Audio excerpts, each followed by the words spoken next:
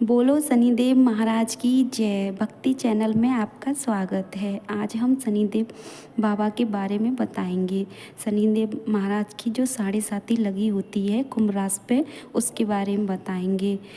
आपको उपाय ये करना है कि 11 शनिवार शनिदेव बाबा जी का व्रत रखना है और 11 शनिवार ही दीपक 5 मुखी आटे का दीपक बनाना है और 5 मुखी दीपक बनाना है। उसमें 5 बाती डालनी है, वो भी अलग अलग 5 बाती हाथ से बना के लंबी वाली बाती रखनी है। उसको ले जाके शनिदेव बाबा के मंदिर में रखना है और एक दीपक पीपल के पेड़ के नीचे अवश्य रखना है, क्योंकि जब तक वहाँ नहीं रखोगे तो ये अधूरा उपाय होगा। तो 11 सोमवार, जिससे शनिदेव महाराज की साढ़े साती दूर हो जाएगी। खासकर कुंभ राशि वाले ये उपाय ज़रूर करें।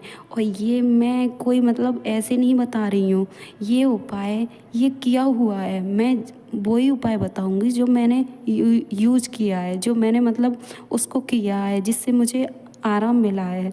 तो बस आपसे वही है कि अगर आपको कोई प्रॉब्लम है, कोई दिक्कत है, तो आप इस उपाय को कर सकते हो, जिससे शनिदेव की साढ़े साती हट जाएगी और आपके सारे काम बनेंगे। जो भी काम अधूरा है, जो अटका हुआ है, वो सारे काम बनेंगे। चलो, और ये कि आप क्या कहते हैं, हर शनिवार अगर कथा नहीं पढ़ पाओ तो कथा सुनना, शनिदेव भगवान की कथा सुनना। आज मैं सुनाने जा रही हूँ, वो आप ध्यान से सुनना। एक समय समस्त प्राणियों का हित चाहने वाले मनुष्यों ने नैमिषारण्य वन में एक सभा की। उस समय व्यास जी के शिष्य सूत जी शिष्यों के साथ श्रीहरि का स्मरण करते हुए वहां आए। समस्त शास्त्रों के ज्ञाता सूत जी को आया देखकर तेजस्वी सौंदाकांत मुनि उठकर खड़े हो गए और सूत जी को नमस्कार किया और सुंदर उच्च शासन दे पाठ अर्घ के पूजन किया। मुनियों द्वारा दिए आसन पर श्री सूत जी बैठ गए। सूत जी ने शौनक आदि मुनियों ने विनय पूर्वक पूछा, हे मुनि, इस कलयुग में श्रीहरि की भक्ति किस प्रकार से होगी? सभी प्राणी पाप में तत्पर होने, मनुष्य की आय कम होगी, गृह कष्ट, धन रहित और अनेकों पीड़ा युक्त मनुष्य होंगे। हे सूत जी, पुण्य अति परिश्रम से होता है, इस कारण कलयुग में कोई भी मनुष्य पुण्य न करेगा। पुण्य के नष्ट होने से मनुष्यों की प्रकृति पापमय होगी। इस कारण तुच्छ विचार करने वाले मनुष्य अपने वंश सहित नष्ट हो जाएंगे। हे सूत जी, जिस तरह थोड़े से परिश्रम, थोड़े से धन, थोड़े समय में पुण्य प्राप्त हो, ऐसा कोई उपाय हमें बताइए जिसके उपदेश से मनुष्य पुण्य और पाप करता है। सूत जी, जो मनुष्य रत्न रूपी ज्ञान से दूसरे को संतुष्ट करते हैं, उनको मनुष्य रूप धारण किए श्री हरि को ही जानना चाहिए। हे मुनि, कोई ऐसा व्रत बताइए जिसके करने से शनि के द्वारा प्रदत्त कष्ट मनुष्यों को न भोगने पड़े तथा शनि देव भी प्रसन्न हो जाएं। हे मुनि, शनि की ग्रह दशा में बहुत सी घोर कष्ट उठाने पड़ते हैं। जिस व्रत से कथा से संकृष्ट कष्टों का निवारण हो सके, वह कथा बताइए, हमें सुनने की हमारी इच्छा हो। सूत जी बोले, हे मुनि श्रेष्ठ, तुम धन्य हो, तुम ही वैष्णव में अग्रणी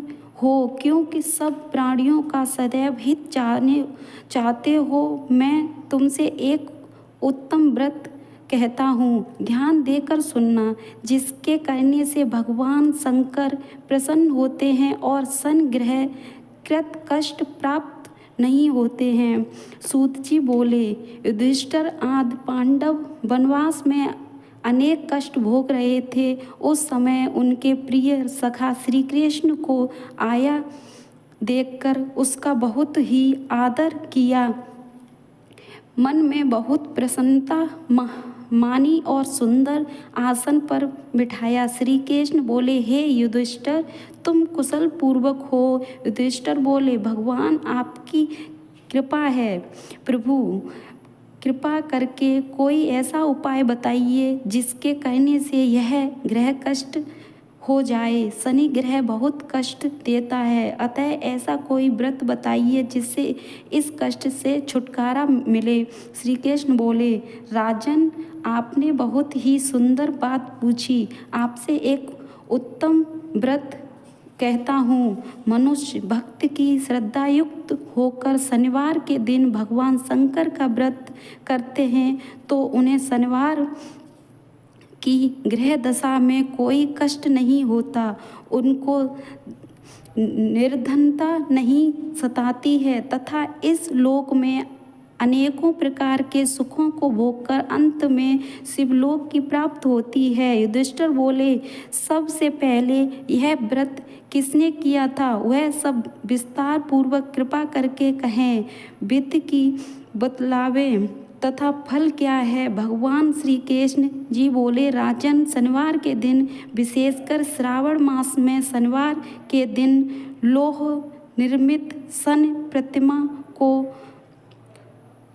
स्थापित से स्नान कराकर अनेक प्रकार के गंध पुष्प, अष्टांग, धूप, फल, उत्तम प्रकार के भोग आदि से पूजन करें। शनि के 10 नामों का उच्चारण करें। तिल, जौ, उड़द, गुड़, लोहा, काले वस्त्र का दान करें। फिर भगवान शंकर का विधि पूर्वक पूजन करें, आरती कर प्रार्थना करें, हे भोलेनाथ, मैं आपकी शरण में हूँ, आप मेरे ऊपर कृपा करें, मेरी रक्षा करें।